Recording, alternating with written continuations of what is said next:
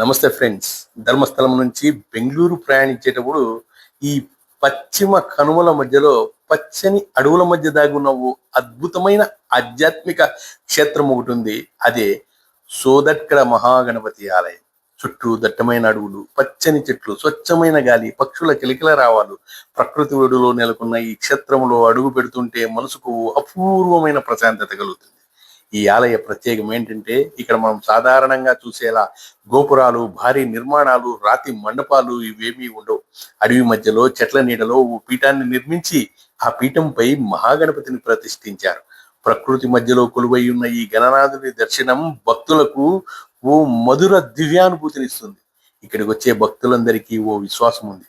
మహాగణపతిని మనస్ఫూర్తిగా ప్రార్థించి కోరుకున్న కోరిక నెరవేరితే తిరిగి వచ్చి ఓ గంటను సమర్పిస్తారు. అందుకే ఆలయ ప్రాంగణంలో ఎటు చూసినా చిన్న గంటల నుంచి భారీ గంటల వరకు వేలాదిగా గంటలు దర్శనమిస్తుంటాయి. ఆ గంటలన్నీ భక్తుల విశ్వాసానికి, గణపతి స్వామి వారి కృపకి సాక్ష్యాలు.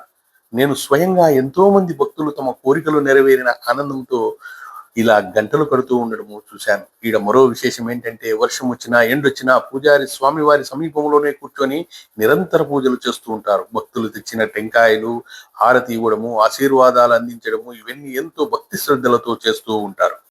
ఇక్కడ బెల్లము, అటుకులతో తయారు చేసే ప్రసాదము చాలా ప్రత్యేకం. అడవుల మధ్యలో ప్రకృతి ఒడిలో కొలువైన ఈ మహాగణపతిని దర్శించడము ఓ మరుపురాని మధురానుభూతి. మీరు ధర్మస్థలం వెళ్తే మాత్రము బెంగళూరు వైపు ప్రయాణిస్తున్న సోదర్కడ మహాగణపతి ఆలయాన్ని తప్పకుండా సందర్శించండి. ఈ పవిత్ర క్షేత్రం యొక్క లొకేషన్ కూడా డిస్క్రిప్షన్ లో ఇస్తూ ఉన్నాను.